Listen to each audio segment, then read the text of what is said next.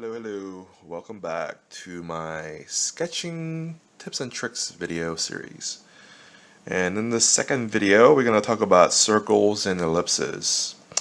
Circles and ellipses, they're my arch enemy. In my opinion, they're probably the two of the most difficult shapes that you can draw, right? I'm sure some of you will agree with me. The problem is that the mechanics of it is not really natural to our arm motion, right? You know, if you really think about it, there's only really one size circle you can draw well, and that's by extending your arm all the way and rotating around your shoulders. You can draw a big circle that way. But any other size is hard to do. So I've sort of come up with this method to practice circles by continuing to go around to teach my arm what it feels like to draw a circle. And every time you go around, you're trying to do a better circle than the last revolution. Okay.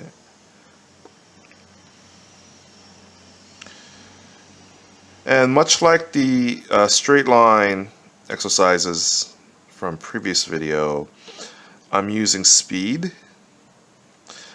I'm not going stupid fast, but I'm not going slow either, right?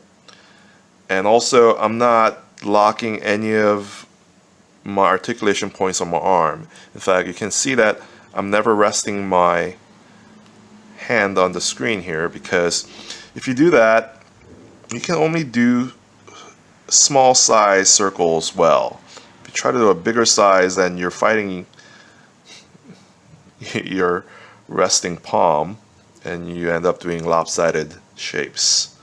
So move fast, keep your hands floating, hovering, moving, and don't lock any of your articulation points on your arm, your wrists, your elbow, your shoulder. Okay.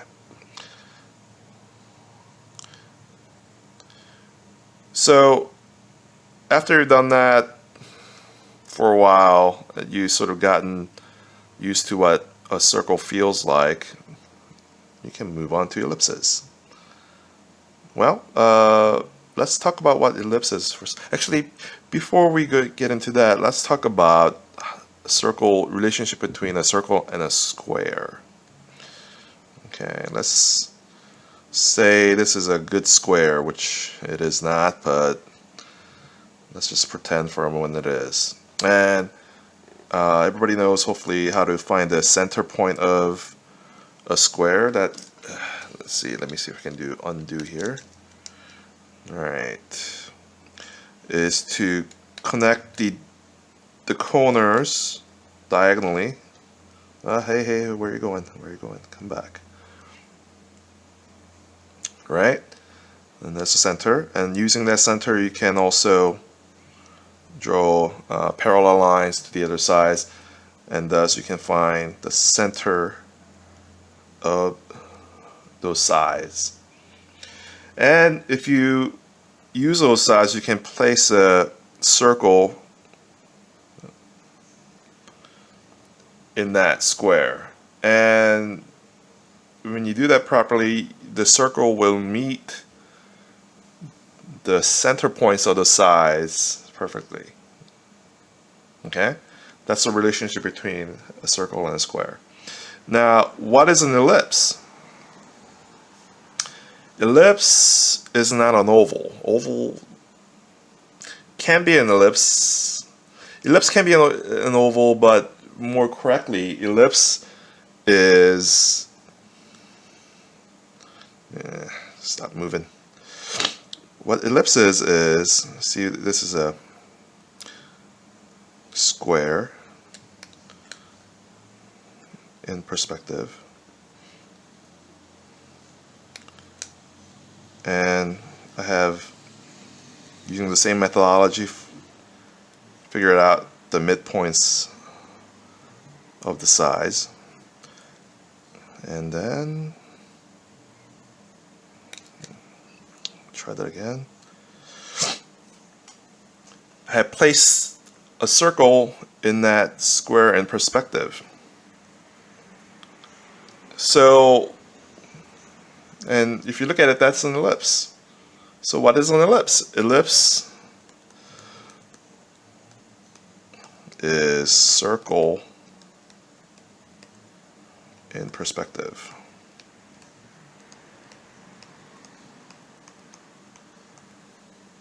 Yeah, makes sense, right? So then, if you know how to draw a square in a correct perspective, then you can inevitably figure out how to draw an ellipse in that perspective correctly. Now that's great for trying to figure out how to correctly fit an ellipse into a situation, but to practice an ellipse, much like a circle by the way, you keep going around. Never try to draw an ellipse like this. That's a football. And don't try to do it in one shot. That's, I don't know what the hell that is. You keep going around. And it doesn't matter if it's a thin one or a fat one or whatever. You just keep going around till you feel it. Okay? And oops, that's not what we want. Okay. And the way I like to practice ellipse is to draw a line.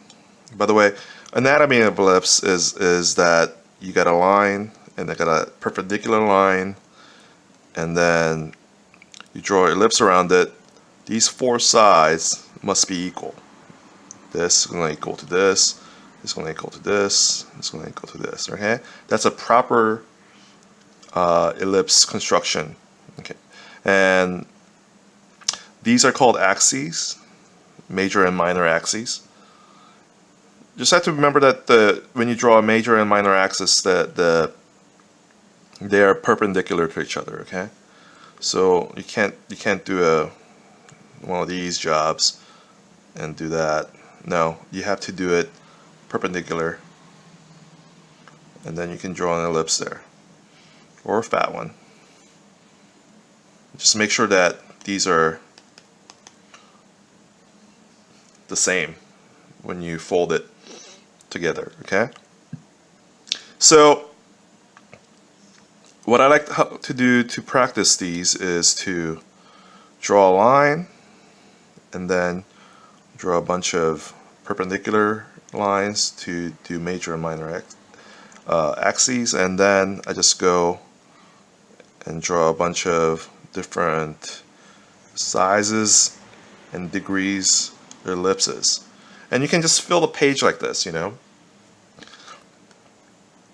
And if you do that enough, you get used to it, and then you can just recall an ellipse anytime you want. And you know, ellipse is going to be very important for you to learn how to draw properly when you want to draw something like a car, because come on, get over there. Because tires are going to be constructed from a bunch of ellipses.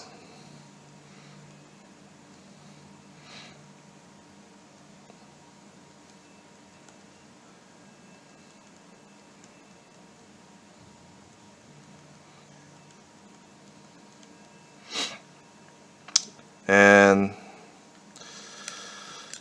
if you can't draw an ellipse in perspective, your car, no matter how well you draw it, it's not going to look right.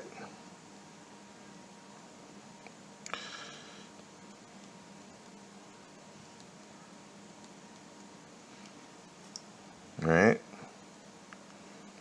So ellipse is a very important item that you must learn how to draw, especially if you want to draw cars. And a lot of you guys out there want to draw cars. So practice your ellipse. Practice your circles. Ellipse and circles. Just do this. Just draw a straight line. And then you want to go perpendicular and just draw a bunch of ellipses on that.